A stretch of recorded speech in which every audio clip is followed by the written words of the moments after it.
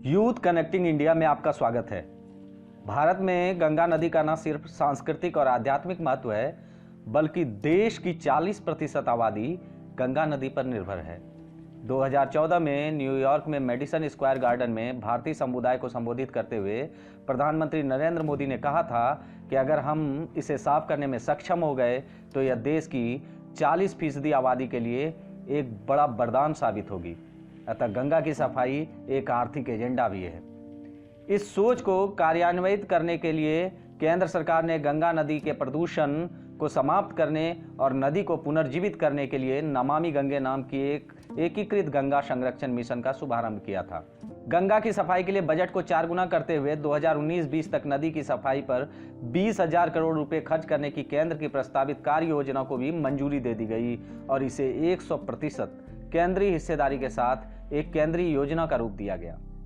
इसी योजना को क्रियान्वित करने के लिए झारखंड स्थित साहिबगंज में गंगा उत्सव का आरंभ शकुंतला घाट से किया गया, जहां उपायुक्त रामनिवास यादव की अध्यक्षता में जिला वन पदाधिकारी विकास पालीवाल, उप विकास आयुक्त प्रभात कुमार बर्दियार समेत जिले के सभी आला अधिकारियों ने घाट में श्रमदान कर वहां झाड़ू लगाया एवं कूड़ा कचरा साफ किया।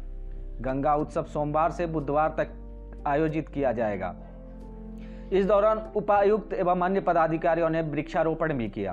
कार्यक्रम में नीम, चंदन, महोगनी का पौधा लगाया गया। यहां उपस्थित लोगों को संबोधित करते हुए उपायुक्त यादव ने कहा कि गंगा उत्सव का उद्देश्य है कि लोग गंगा तट को स्वच्छ रखें एवं मां गंगा की अविरल धारा की शुद्धता सदैव बनी रहे। इसी संकल्प के साथ यह उत्सव आयोजित किया जा रहा है, जिसमें आम नागरिक अपनी सहभागिता दे सकते हैं। प्रोग्राम हम लोग 4 तारीख को भारत स्केल पे टाउन हॉल में करने जा रहे हैं। ओपन है, वो भी उस पर पार्टिसिपेट करना चाहता है आए और माँ गंगा का स्वरूप इस कल्चरल एक्टिविटीज के माध्यम से दिखाने की अपनी जो चेष्टा है उसको उद्बोध करें। अभी हम लोग आज का ये कार्यक्रम शुरू करेंगे। सभी सीनियर पदाधिकारी हैं, श्रमदान और वृक्षारोपण का जो कार्यक्रम है भी यहाँ से निकलने के बाद वो शुरू करें। उन्होंने कहा गंगा को स्वच्छ रखने की जिम्मेदारी किसी विशेष व्यक्ति के ऊपर नहीं है, यह जिम्मेदारी समाज के हर व्यक्ति की है। इसलिए हमें मिलकर यह प्रण लेना होगा कि हमें अपने प्रयासों से मां गंगा को साफ रखना है तथा लोगों को स्वच्छता के प्रति जागरूक करते रहना है ताकि इसकी अविरलता बरकरार रहे। वहीं विकास पालीवाल ने कहा कि हमें गंगा तट को साफ रखने की आवश्यकता है ताकि गंगा का नेचुरल फ्लो बना रहे और उपायुक्त ने कहा कि लोगों को कोविड-19 के बारे में सतर्क रहने की भी जरूरत है।